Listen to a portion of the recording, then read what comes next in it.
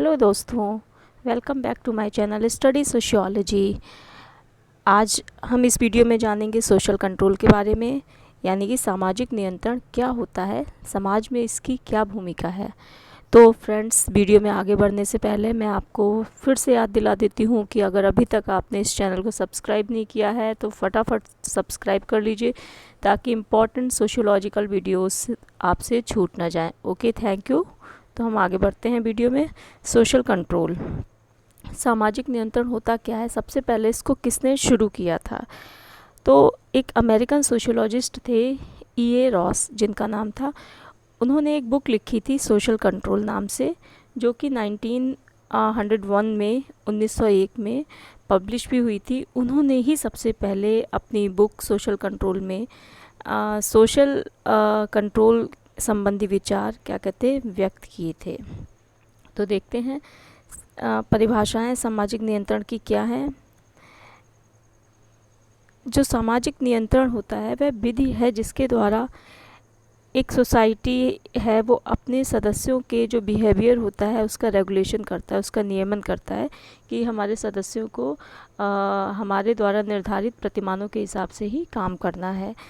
सामाजिक नियंत्रण के द्वारा एक समाज अपने सदस्यों को उनकी निर्धारित भूमिकाएं निभाने, मतलब जो उनकी पोजीशन है उसके सापेक्ष जो उनकी भूमिकाएं हैं, उनके रोल्स हैं, उनको निभाने के लिए कहता है। वह जो समाज द्वारा बनाए गए नियम हैं उनको पालन करने के लिए कहता है। साथ ही नियम पालन करने से सामाजिक व्यवस्था बनाए रखने हेतु प्रेरित करता है।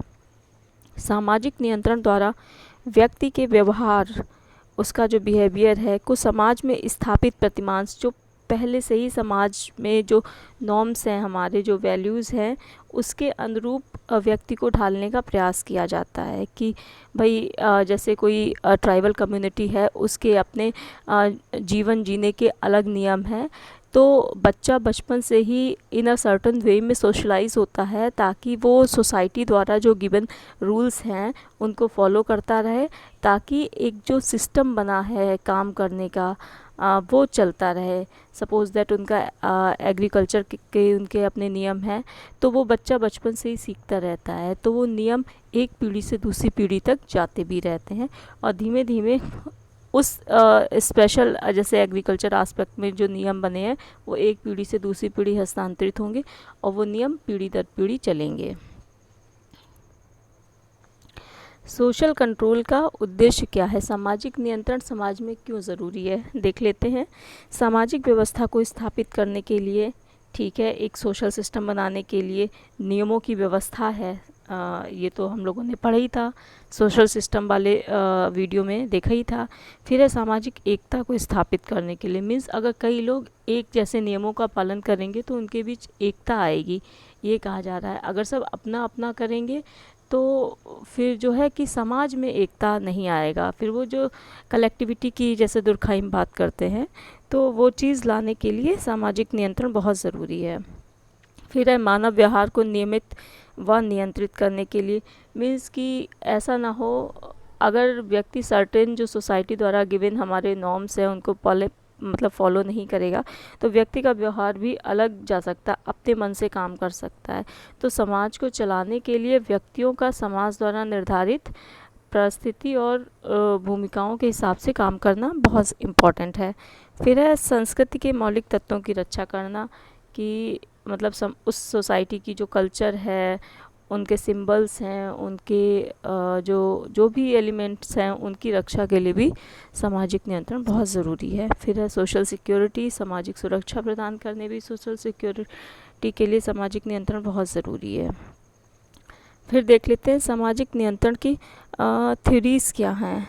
मतलब दो बेसिक थ्योरीज़ इन्होंने बताई हैं कि दबावात्मक सिद्धांत, यानी कि रिसेसिव लॉ, हम रिसेसिव थ्योरी बोल सकते हैं, जिसमें कि दबाव और पनिशमेंट देकर कराया जाता है। मीन्स कि अगर सामाजिक नियंत्रण से आप थोड़ा थोड़ा डेविएट हो रहे हैं, विचलित हो रहे हैं उस तरफ से, तो समाज आपको आपके ऊपर प्रेशराइज करेगा, आपको पनिश करेगा उन कामों को ना करने के लिए, या गलत सोसाइटी के जो नियम हैं उनसे अलग जाकर काम करने के लिए आपको समाज दंड दे सकता है।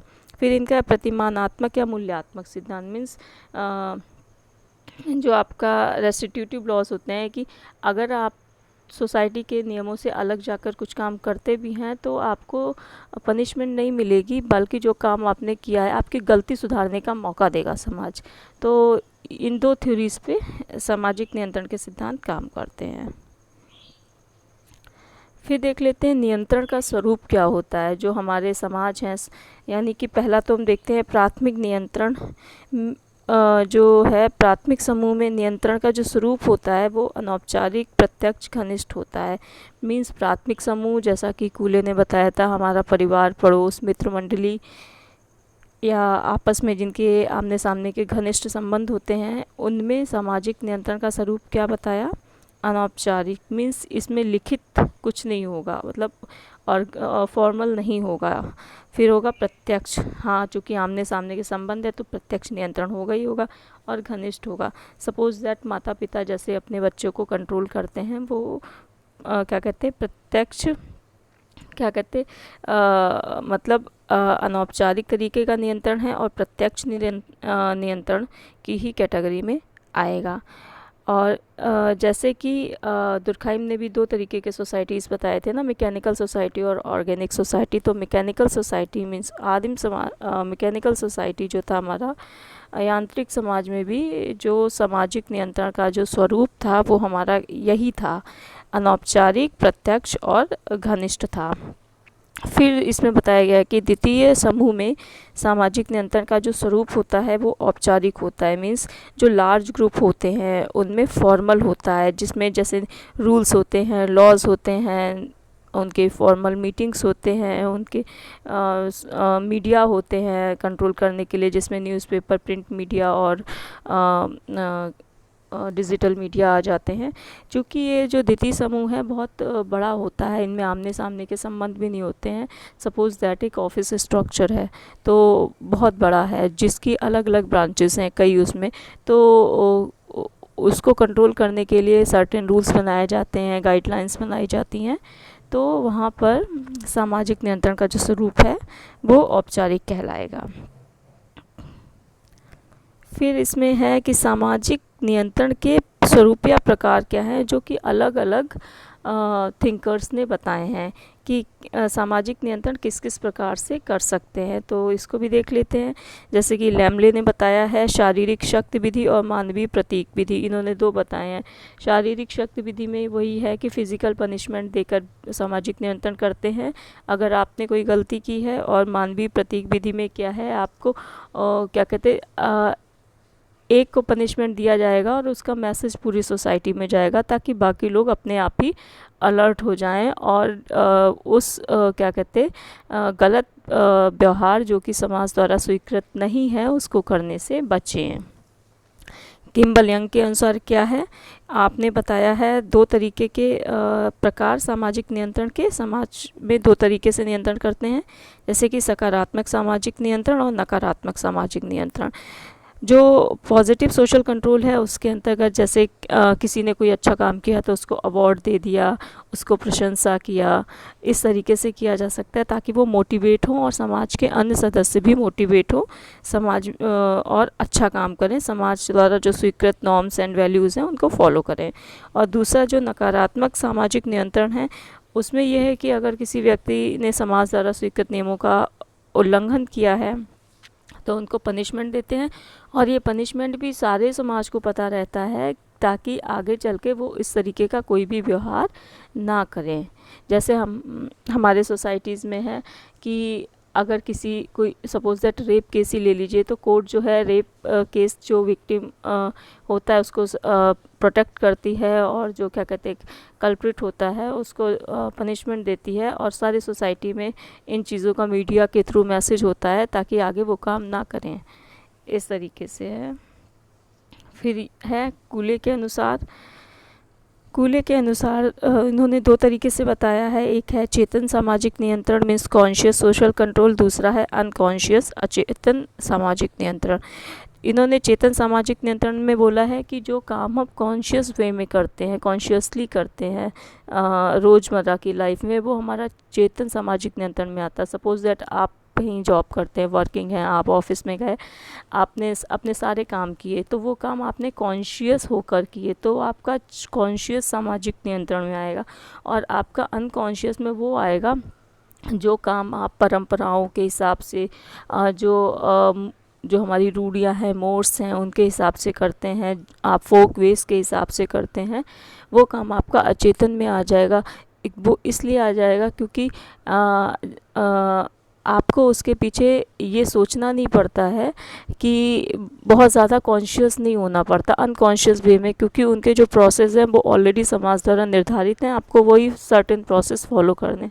सपोज़ दैट बहुत से लोग क्या कहते हैं, शनिवार में तेल का दिया जलाते हैं, तो अगर आपको ये वाला कार्य करना है तो शनि महाराज की पूज को खुश करने के लिए लोग तेल का दिया जलाते हैं मंदिर में जाके, तो शनि महाराज को खुश करने के लिए तो आपको सोचना नहीं है कि मुझे घी का जलाना है दिया कि तेल का जलाना है, आपको पता है पहले से ही कि मुझे तेल का ही दिया जलाना है, तो ये अचेतन में है। तो कूले ने कहा है कि ज़्यादातर जो हमारे सामाजिक नियंत्रण होते हैं वो हम अचेतन सामाजिक नियंत्रण ही होता है ज़्यादातर समाज में। फिर हम गुरबिच और मूर के अनुसार देख लेते हैं। इन्होंने संगठित ऑर्गेनाइज्ड सोशल कंट्रोल बताया है, असंगठित अनऑर्गेनाइज्ड सोशल कंट्रोल बताया है, और सहज सामाजिक नियंत्रण बताया है। संगठित में वही है जो किसी फॉर्मल ऑर्गेनाइजेशन में होता है, वही होता है। जैसे कि आपका समझ लीजिए कूले के हिसाब से चेतन सामाजिक नियंत्रण, इसमें बहुत ही ज़्यादा नियम होते हैं, कानून होते हैं। फॉर्मल ऑर्गेनाइजेशन में कोई भी सपोज दैट ऑफिस स्ट्रक्चर ले लीजिए, उसमें जो भी गाइडलाइंस हैं, आपके लेटर्स हैं, उनको फॉलो करते हुए कंट्रोल किया जाता है। उसी तरह असंगठित जो है वो अचेतन ले लीजिए, या जो हमारे नॉन फॉर्मल जगह है, हमारा घर है, हमारा समाज है, हमारा जैसे सपोज दैट मैरिज रिचुअल ले लीजिए। हमारा जो मैरिज रिचुअल में जितने भी छोटे छोटे जो बहुत सारे रिचुअल्स होते हैं, उनका कहीं पे लिखे मतलब वो एक पीढ़ी से दूसरी पीढ़ी में वो सारे रिचुअल्स हस्तांतरित होते गए हैं। हम उनको बिना सोचे समझे सारे रिचुअल फॉलो करते हैं, क्योंकि वो रिचुअल जो है सोसाइटी द्वारा बनाए गए हैं और सोसाइटी द्वारा सैंक्शनड हैं, और उनको फॉलो करना ज़रूरी है।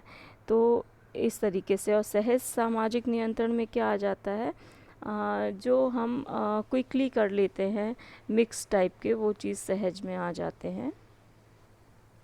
फिर देख लेते हैं कार्ल मैनहीम के अनुसार, इन्होंने बताया प्रत्यक्ष social control means direct social control. ये ज़्यादातर स्थायी, इन्होंने बोला है कि ज़्यादा स्टेबिलिटी इसकी ज़्यादा है।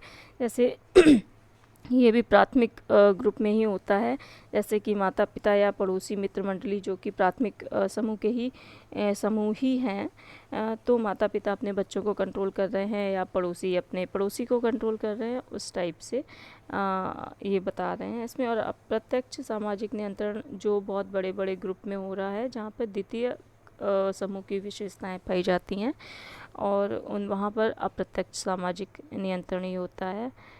और ये जो होता है वो रिटिन उनके नियम कानून के हिसाब से होता है। तो आपको से इस टॉपिक से संबंधित जितने भी क्वेश्चंस पूछे जाएंगे, ज़्यादातर यही होता है कि किस थिंकर ने कौन से सामाजिक नियंत्रण का प्रकार बताया है। मल्टीपल चॉइस क्वेश्चंस में तो यही पूछे जाते हैं। तो ऑलमोस्ट मैंने इस वीडियो में सभी कवर किया है, आप उसको अच्छे से याद कर लें, पढ़ लें, और अपने कॉम्पिटिटिव एग्ज़ाम्स में जिसमें भी जो भी एग्ज़ाम आपका हो, आशा है कि आप सफल हो। थैंक यू सो मच, और इस वीडियो को देखने के लिए बहुत बहुत धन्यवाद। एंड अगर आपको अच्छा लगा है तो आप सब्सक्राइब कीजिए, और आप कमेंट बॉक्स में लिख कर अपने एक्सपीरियंसेस भी मेरे साथ शेयर कर सकते हैं। और अपने अगर कोई और इन्फॉर्मेशन चाहिए है तो आप उसे बता सकते हैं, तो I will try to give you that. Okay, thank you.